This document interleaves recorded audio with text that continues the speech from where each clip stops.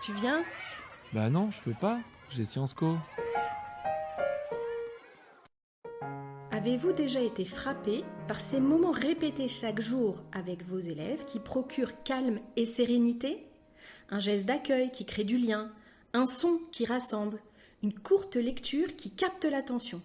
Ces instants reviennent quotidiennement et pourtant ils ne lassent pas. Au contraire, ils installent une atmosphère à la fois rassurante et propice aux apprentissages. Bienvenue dans cet épisode de Je peux pas, j'ai Sciences Co, consacré à l'importance et à la diversité des rituels et des routines en classe, et présenté par Adeline André et Clara Etner. Pour commencer, clarifions nos deux notions. Une routine est une activité répétitive qui structure le quotidien. On peut citer les routines liées à l'accueil des élèves, au rangement des affaires, à la mise en rang, celles liées à la passation des consignes d'une activité ou au déplacement dans des espaces. Le rituel, quant à lui, est une activité symbolique, souvent liée à la vie du groupe et porteuse de sens. La célébration des anniversaires, le temps du bonjour, la météo du jour ou un conseil de classe en sont d'excellents exemples. On distingue donc facilement les rituels d'accueil des routines de mise au travail selon leur temporalité et leur fonction. Mais pourquoi routine et rituels sont-ils si importants à l'école ? Premièrement, routine et rituels offrent une sécurisation affective et cognitive. La prévisibilité qu'ils apportent rassure les élèves.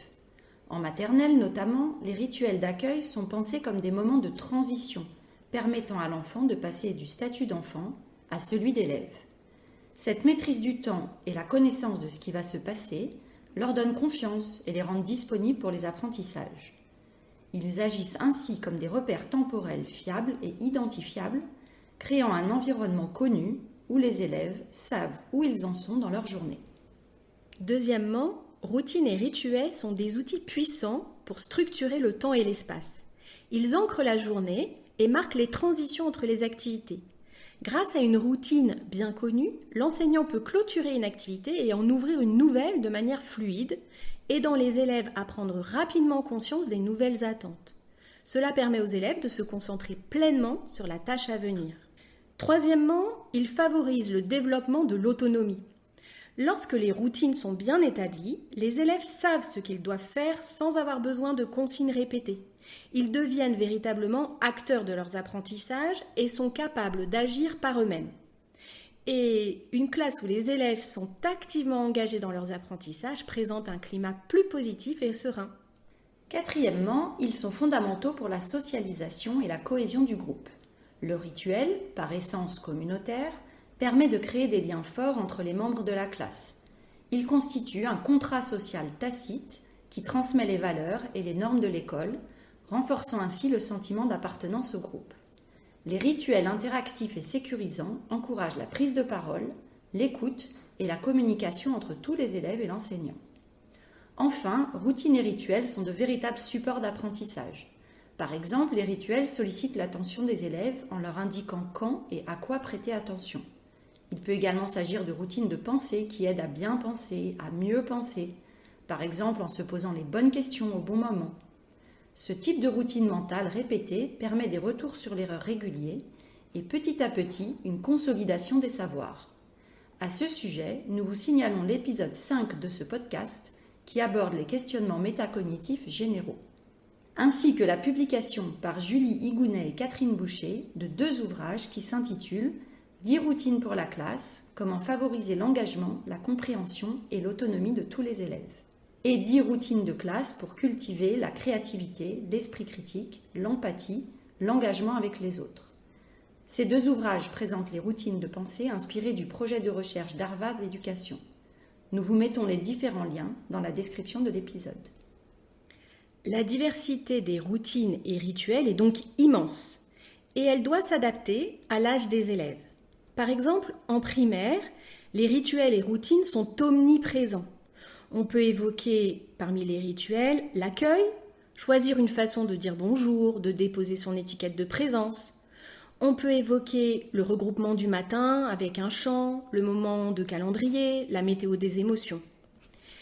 Les rituels de langage, comme présenter un objet, compter les absents, et les rituels de vie collective, célébrer les anniversaires, les fêtes, les saisons, sont tout à fait importants.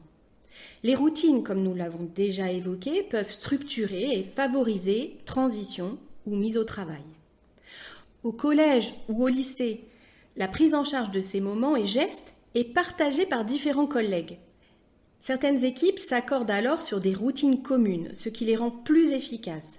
Par exemple, pour organiser l'entrée en salle de classe, pour aider les élèves à identifier les transitions entre temps de travail en autonomie et retour au collectif, pour aider les élèves à mieux se concentrer aux moments importants, pour les habituer à se poser les bonnes questions au bon moment pour mieux apprendre.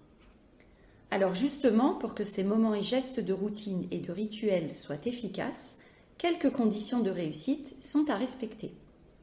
Leur clarté. Vous vous doutez qu'il est nécessaire d'expliciter le sens de ce qui est proposé. Leur régularité. En effet, la répétition va créer l'habitude. Leur évolution. Ils doivent s'adapter à l'âge et au groupe. Et un bon équilibre.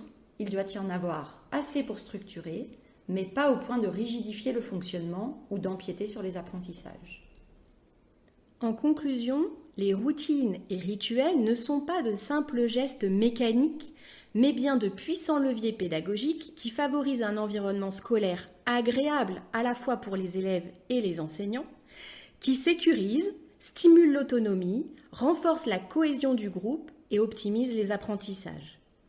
Alors en ce début d'année, n'hésitez pas à en explorer de nouveaux et à partager avec nous vos essais et satisfactions.